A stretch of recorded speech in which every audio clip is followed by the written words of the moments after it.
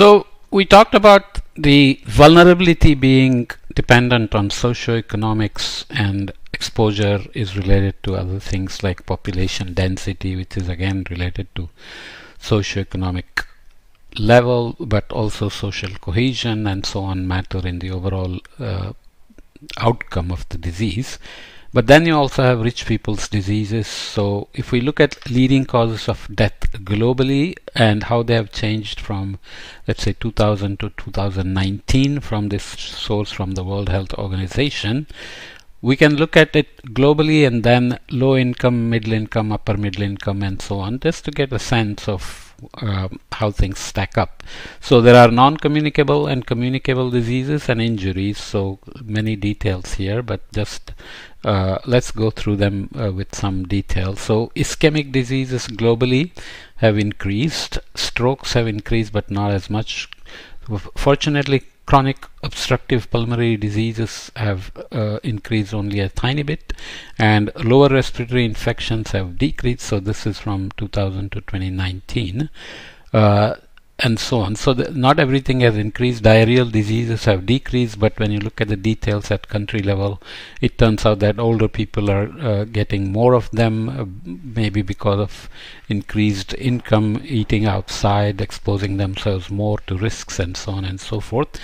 And numbers are smaller, but some are growing faster, like diabetes mellitus, which I think is diabetes type 2, and kidney diseases. So these are not necessarily directly related to climate change, but often are indirectly related. But there are other factors like socio-economics, lack of awareness, overeating, obesity, etc., stress. Leading cause of death in low-income countries, you can immediately see the big change here compared to global numbers. So you have lower numbers because global numbers add up, but in terms of the order of things, neonatal conditions, so obviously it's gotten a little bit better, but still a long way to go in terms of communicable diseases here. Just track the colors as well. Lower respiratory infections have decreased, good news. Ischemic heart disease has jumped, strokes have jumped, diarrheal diseases have decreased, which is overall the number of deaths from natural disasters have decreased. Country like India has done very well in national disaster management and so on. So we do have to think about where resources should be put. Should we put it into low or infectious diseases, non-infectious diseases, direct climate impacts, indirect climate impacts, and so on and so forth. Malaria has decreased, road injuries have unfortunately increased, TB has decreased, but there are drug-resistant varieties and so on.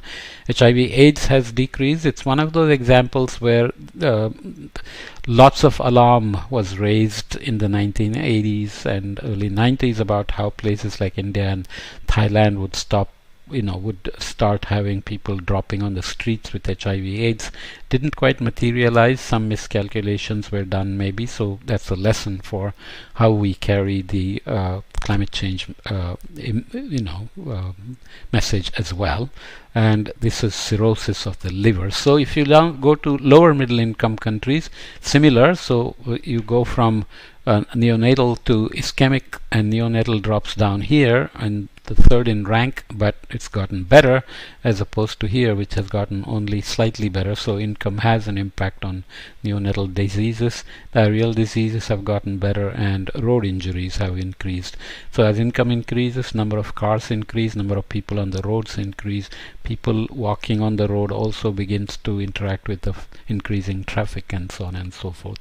Leading causes of death in upper middle income, I won't go into details, but ischemic and stroke are on top here. So that tells you something about how income levels begin to change the dynamic of human health.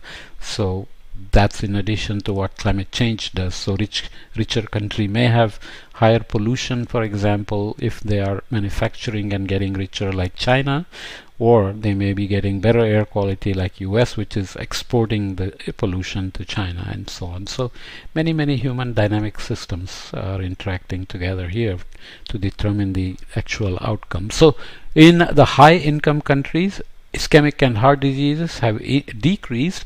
Alzheimer's jumps out here and has increased. Whether this is detection, reporting, or actual increase in numbers, what are the causes, it still remains a mystery, but lots of ideas are out there, hypotheses, maybe even related to pollution and so on. Strokes have decreased, and then you have others here. What is ischemic disease? This is a schematic explanation of the ischemic heart disease. So you have heart muscles, and you have healthy heart muscle, but blood clots appear and block the artery. So you have plaque buildup in the artery, and then you have sudden stroke called ischemic heart disease, and it can have mild or serious impacts depending on how the severity, or what the severity of the blockage is, and so on. So supplies blood and oxygen to the heart muscle, obviously the main artery. So you have the coronary artery here, which can get, you have lots of dead heart muscles as well. Heart muscles here shown in the bigger picture with the zoom in.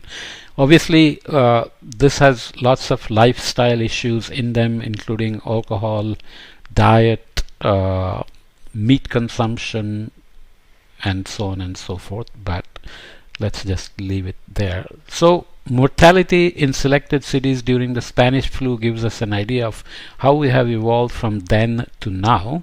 So this is from 1918 and 1999. There was a second wave which killed more people than the first wave in many places. So New York, London, Paris, Berlin, and the rates are shown, and so on and so forth.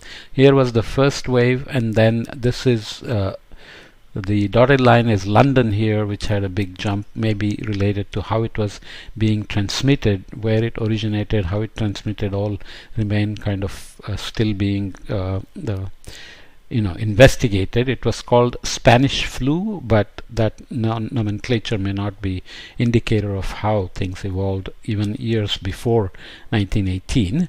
But it's interesting to note that the flu virus is still around. A version of it is still around, so you can imagine how well the pathogens managed to survive. And then came COVID recently. Cumulative confirmed COVID-19 deaths by world region.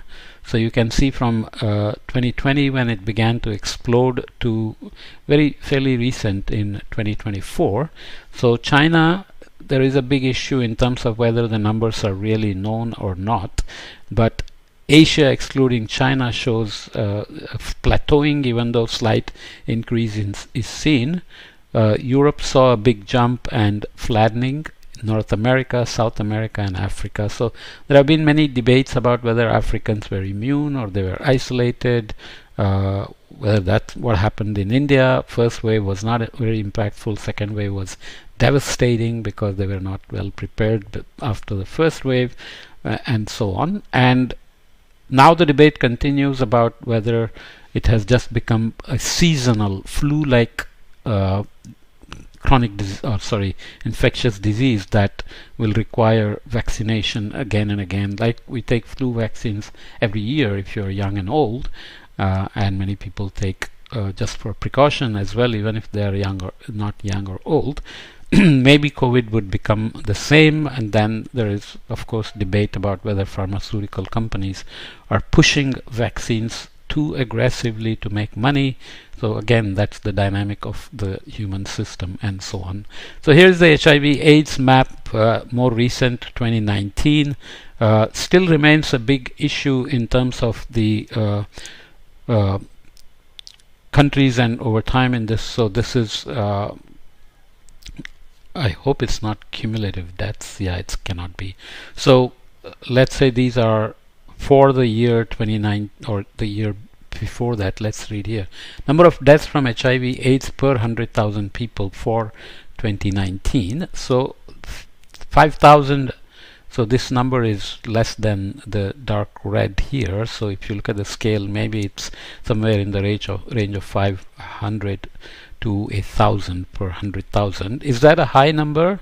Well, you always have to be careful treating deaths as a statistic, but in terms of allocating resources, it may matter in terms of let's say malaria is killing a couple of million every year, and you are only having hundreds of a few 100,000 dying from HIV/AIDS, and you have limited resources and it's a zero-sum game, then how do you allocate resources, how do you prioritize things, etc. And what is easier to deal with? HIV/AIDS has awareness part of unprotected sex and so on, and malaria has using nets and other things.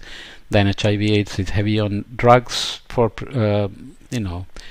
mitigating, alleviating, living with it, and so on, whereas malaria has a vaccine and so on and so forth. So here is an example of an info brochure. World War II malaria prevention campaign from the USA. Don't go to bed with a malaria mosquito. Sleep under a net. Keep it repaired. Tuck it in. Be sure no mosquito is inside waiting for you. Fight the peril behind the lines, and so on.